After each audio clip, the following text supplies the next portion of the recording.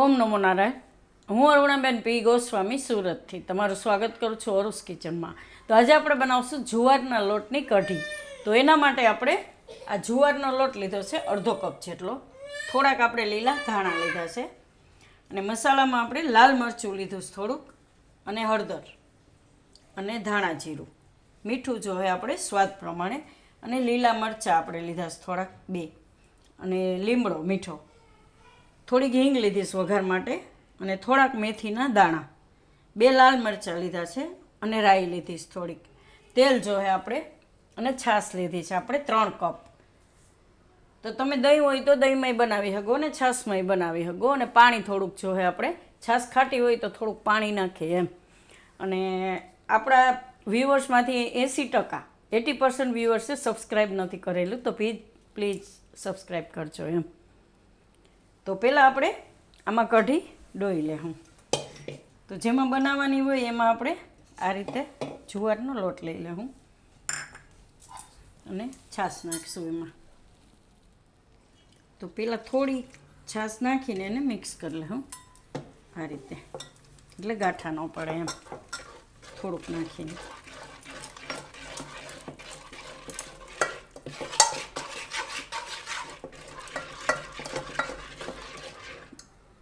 તો આમાં આપણે મસાલા નાખી દઉં. હળદર નાખીશું, અને ધાણા જીરું,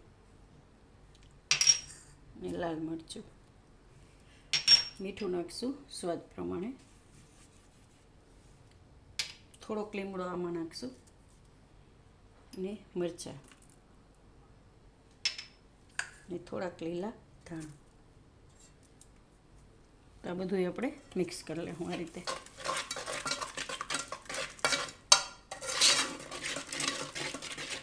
હવે આપણે આમાં બીજી છાશ છે એ નાખી દઉં.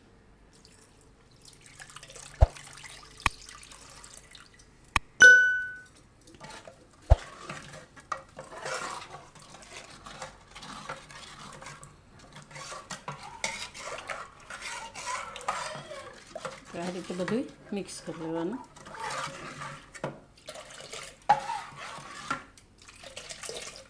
તો આમાં આપણે 1 કપ જેટલું પાણી નાખીશું.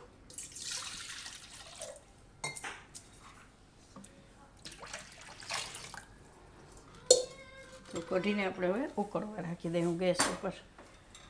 ગેસ ચાલુ કરશું, આને આપણે ઉકાળી લેવું ને હલાવતા રહેવું વચ્ચે વચ્ચે. તો આપણે કઢી પાકી ગઈ છે. આ રીતે આપણે ધૂપકી પડવા માંડી છે. એકદમ સરસ ઘાટી થઈ ગઈ. અને આપણે રોટલા હારે ખાવી હોય કે ખીચડી હારે, આ રીતની થોડીક ઘાટી કઢી હોય ને તો ખાવાની મજા આવે એમ.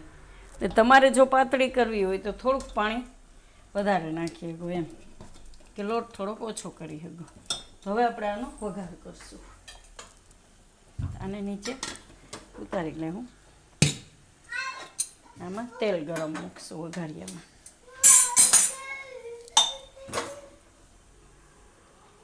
તો તમારે ઘીમાં વઘાર કરવો હોય તો ઘીનોય કરી શકો, અને તેલ ઘી મિક્સ કરીને કરવું હોય તો એમાંય કરી શકો એમ.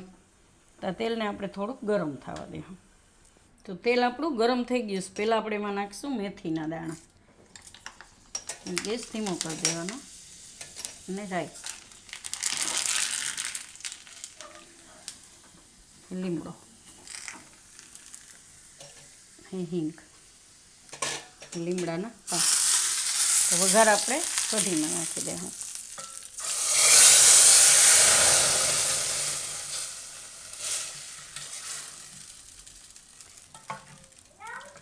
મેથીનો વઘાર કઢીમાં બહુ સારો લાગે.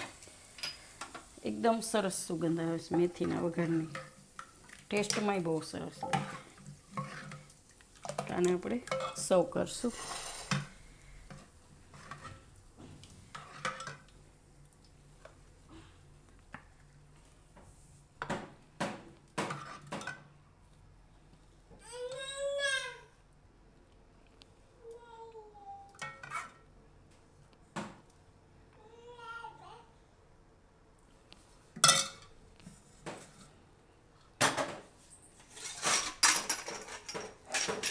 ખીચડીને આપણે કઢીને આપણે ખીચડી એ સર્વ કરશું ગરમા ગરમ.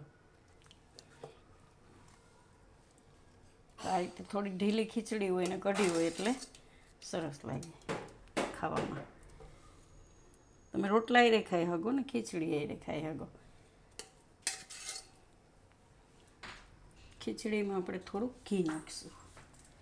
તો ગરમા ગરમ ખીચડી હોય તો ઘી થોડુંક સારું લાગે.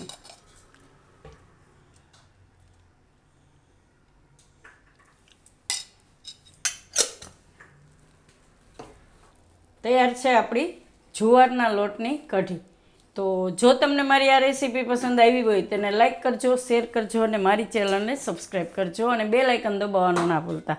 કમેન્ટ કરીને કહેજો કે તમને કેવી લાગી આ જુવારના લોટની કઢી.